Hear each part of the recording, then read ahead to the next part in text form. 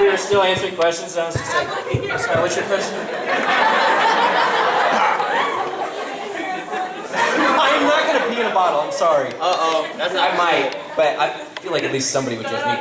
Guy with the blue shirt in the back, yell at my face.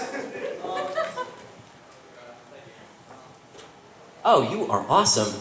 Thank you. Someone should pay him. Okay. What? You? Sorry, my sister is there. Okay. Are you enjoying your time in Texas? Yeah, I live in Texas. Oh my God. Thank you. You are now my favorite voice actor. Thank you. Look, I'm not saying it's better than all the other states, but it is the greatest state in the Union. It's a complicated state. Don't get me wrong. Six Flags, lots of stuff going on. But I was born in Orlando, Florida, and I lived there for a couple of years. Nice. Woo, Orlando! And then I moved to Georgia. I moved to Austin, Texas when I was about 4 years old. I lived in Austin and all up until the end of high school, and then I moved to Dallas to go to UTD to be an electrical engineer, but I failed and my backup was voice acting. Wait, hold on. I'm gonna get a new person. I'm gonna come back to you because you're awesome and you think of questions. You in the green shirt? That's you. You're the guy. What was your favorite anime to watch when you were growing up, when you were like in your younger age, 10, 12, 13? Yeah, we talked about this a little bit. Again, like nostalgic-wise, Fooly Cooly is kind of something that was. I don't think that was 10 though. I think that happened after that. But one thing when I was like really young, in terms of anime and not just cartoons from America or media in general, which I watch and devour lots of things. I love anime, but I also love like Doctor Who and all these other things. So I'm like in general with life, I'm kind of a jack of all trades, master of nothing. So I kind of know a little bit about lots of things, but nothing very severe about one specific thing. But anyway, the one thing I was thinking about younger is, first of all, well, it would go Space Ghost Coast to Coast, which was an awesome show, right? Yeah. And then there would be a few other things, and then Case Closed would show up at like 2 a.m. And Case Closed is something that I used to like stay up and wait for when I was a little kid. Okay, you had a question. Do you have a question? You had a question. Who had a question? Okay, you have a question. Well, I mean, Todd and I have probably said a total of like maybe 25 words to each other face to face ever. Because when we're in the booth, we're totally by ourselves. And he lives in LA, and I live in Dallas. So I'm at Funimation like all the time, but he goes there like specific times. So we have like, we're almost strangers, basically. Yeah. Yes, you. Have you ever considered, you know how they, in Star Trek, you know how they say that Spock is related to... She's not using the microphone, but he gave it to her. Spock is related to, what's that dude, Sherlock Holmes, so don't you think... Oh, I saw that a little bit. Here's the... What I said is maybe Kirk is related to Mal. To who? To Cap. Kirk is related to who? To Mal. Captain. To... Firefly. Oh. Don't you think they kind of have like the same personality? Well, I just wonder what the timeline is between Star Trek and Firefly in terms of like because Firefly is not set in the past like Sherlock is. There could be like they could be living at the same. They could be his cousin. Who you in the back? Yep, you. What? Alright. You said you like Doctor Who, so if you had to choose a favorite Doctor, who would it be? I think my new favorite Doctor is Capaldi. Before? Like, if you had to Okay, look, listen So to I me. mean, like, I like him too. He's a really, really awesome doctor, and Okay, sorry, I didn't mean to cut you off. What were you gonna say? like a lot more. I didn't expect him to be as good as he is, but like if you had to choose from the other doctors, who would you Oh, this is dangerous territory.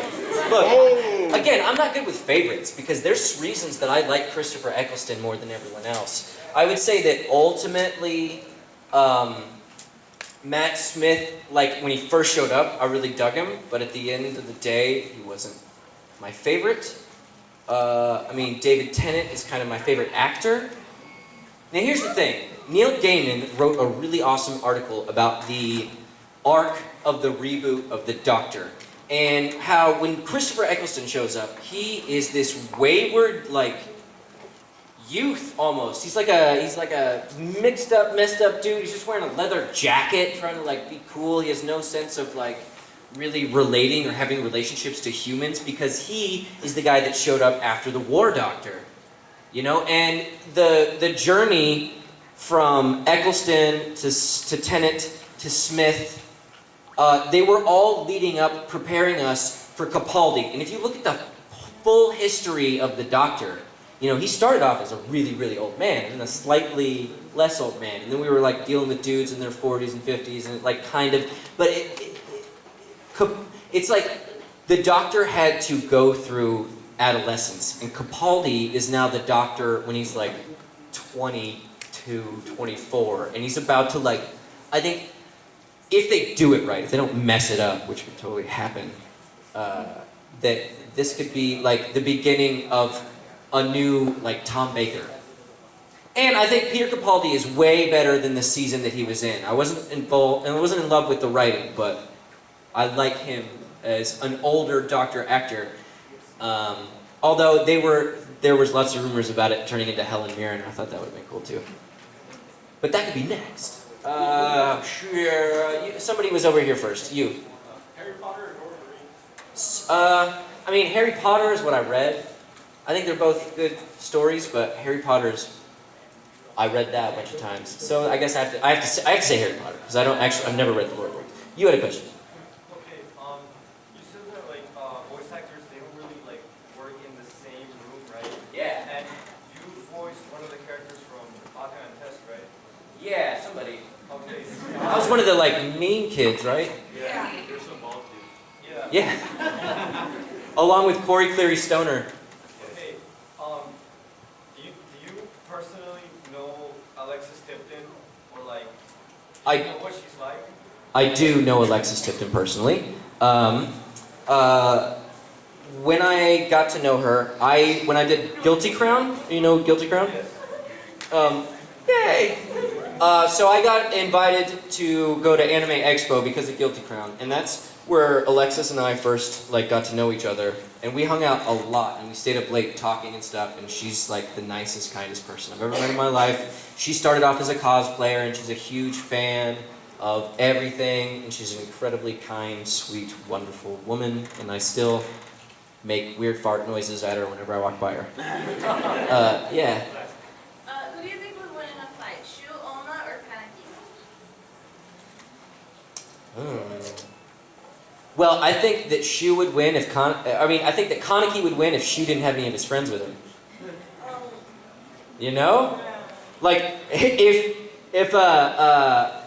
Inori's not there, what's he gonna do? Oh. Oh, wait, there's one guy in the back. You? Yes, you.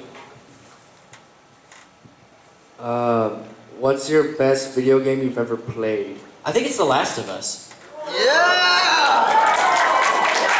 Now, and The Last of Us isn't like, there's some games that you, like, just like the TV shows, there's some stuff that I need to play just so that my brain shuts off, you know, like Diablo-like games, I will play those sometimes just so I don't have to think about it. But The Last of Us was an emotional experience for me, and personally, as an actor in the industry, it was really exciting to see them blend, like, traditional acting with video games, because it's almost more of an interactive movie, in a lot of the same way that Heavy Rain was trying to do stuff.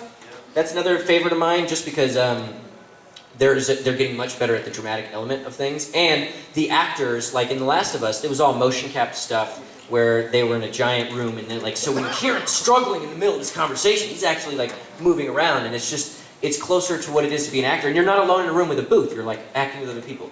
Yeah, okay. Would you rather go to school with Carrie or Regina George? Oh no, Mean Girls. Oh, which one was Carrie? Carrie.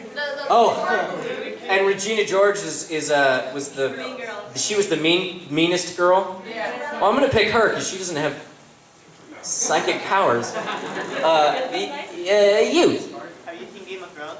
I love Game of Thrones. I just finished the finale. I don't know if we can talk about it. I was just gonna say which house is your favorite. Which house is my favorite? Probably Obern's family. I would want to hang out in Bravos. I'm bad with names though. Yeah. Are you a Men in Black fan? Do you like the movies? I mean, yeah. Do you ever watch the cartoon show? I did for like half a second. Sorry, that's all. Oh, you. Okay. Sorry.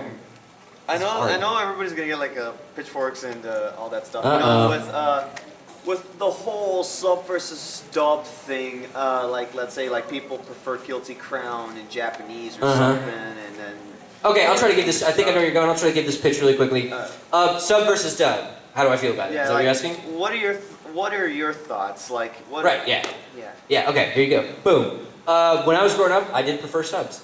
Only because they, you have actors that are just giving you a performance. They're not. When I dub something, I might give a really, really great reading of a line, but it might be literally half a second too long. So I have to do it again and make it half a second less long, which is difficult. It's not natural. It's very technical. That's not to say that the English dubs are not great and they're not getting better and better and better. And that there are like when I watched Fully Cooley, I watched it in English and I enjoyed I enjoyed it a lot. But I think there is, just like George R. Martin says about the difference between the books and the TV show, they're just different. They're different things to appreciate for different reasons. And there are certain sounds that Americans just don't make. So if you fall in love with the Japanese voice, more power to you. But there are people that like both. Yeah. Okay, have you ever had an awkward moment or any moment at all in your life that you had to compare the similarities to an anime? Yeah, definitely. Especially the characters I play, if anybody noticed, are very awkward. So in most of my life, are we getting towards the I'm just coming to hang out. Oh, nice. She sucks to me. Dude, I have to pee really bad, so maybe whenever you get settled, you can entertain them for a second. I'm serious, I have to pee really bad. Wait. What was I talking about? Was I Awkward. You would ask.